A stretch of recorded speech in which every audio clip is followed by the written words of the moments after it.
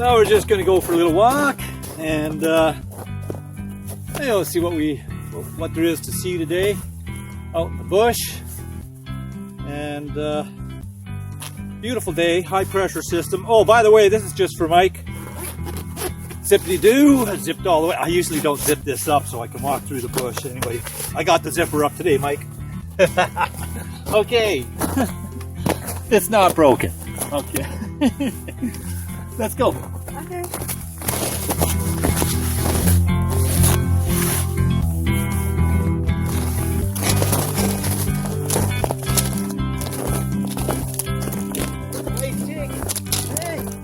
Hey, come on, let's go for a walk. Let's go, boy.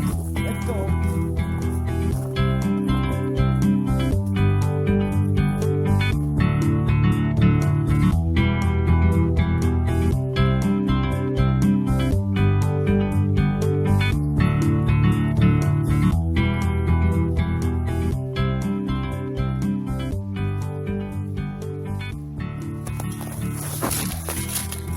What are you getting, Jake? Come here, Jake. Come get it. Gonna get the ice. You get it. What do you got? What do you got? A stick?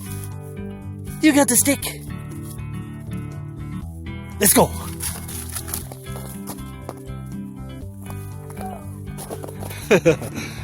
Here, Jake.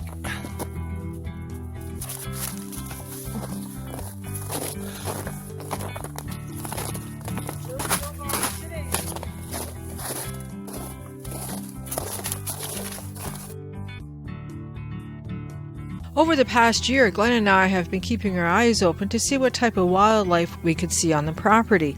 And of course, we've seen the moose and the deer and the bear and the fox on the cams. And out and about, we've seen the squirrels and we've seen the chipmunks. And we thought that we would have seen raccoons for sure and the occasional porcupine, but neither of those animals have we seen. When we were walking up the laneway, a fisher ran across in front of us. You could just barely see him on the video. And that's when we thought, that's why we haven't seen any raccoons or porcupines. Now, we've been looking at the tracks in the snow, and we see tracks both from the fisher and the marten. So we have both those animals on the property, and both are predators which go after raccoons and porcupine. So there's our answer. That's why we don't see very many of those two animals. Back in the day of trapping, the fisher and marten were popular with the trappers because their pelts were sought after. And then as a result of fewer fisher and marten in the forest, the number of porcupines increased. Now, because the porcupines eat wood, they destroyed a lot of the forest, which caused a problem for the loggers because there wasn't as good a quality of timber anymore. Eventually, regulations were put in reducing the amount of fishers and marten which the trappers were allowed to take. Then over time, the number of porcupines reduced, which improved the quality of the timber in the forest.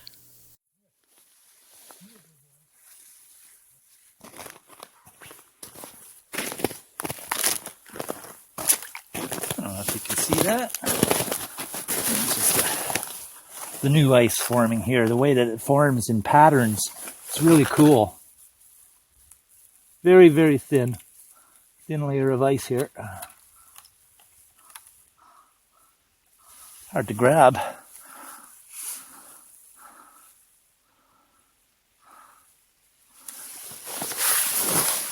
Yeah, the onset of winter.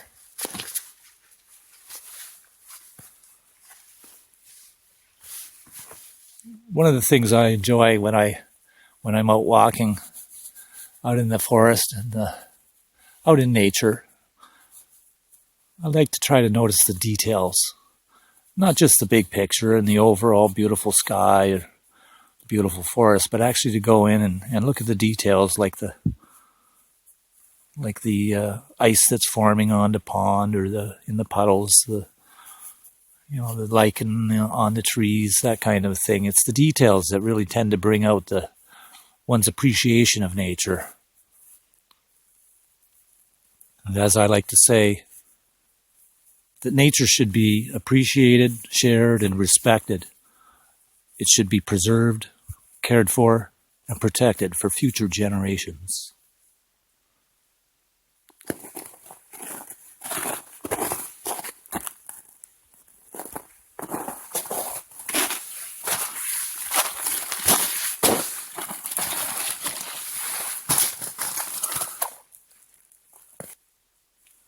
This property still carries some of the signs and stories of times gone by.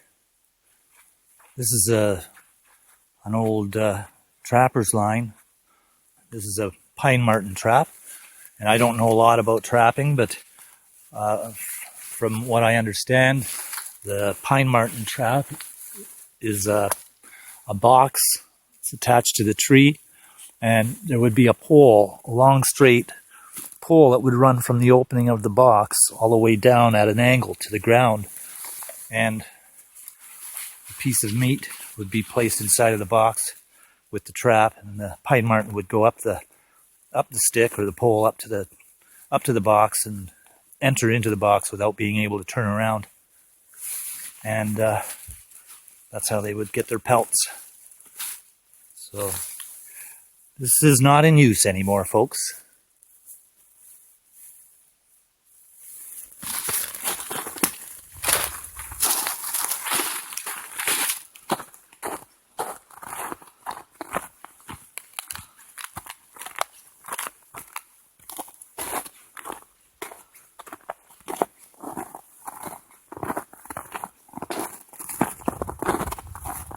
Well, that was a nice walk. It was. Yeah. A nice sunny November day. Beautiful. I just wanted to give a big shout out to Muskrat Jim and his channel. Enjoy his videos, and hey Jim, we'll be talking to you soon, I hope. And one more shout out, someone's videos who I just came across the other day, and watched a few of them, and that was Emelie's Outdoor Adventures.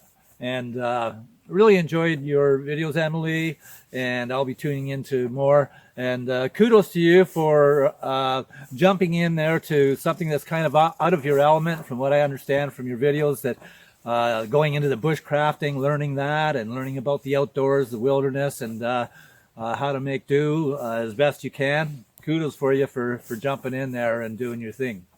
So what's on your mind, honey? Well, I'm just enjoying the really nice November weather. It snowed a lot, and then it rained and it went away. And so we get to go for some nice walks. Yeah, fall has officially set in now.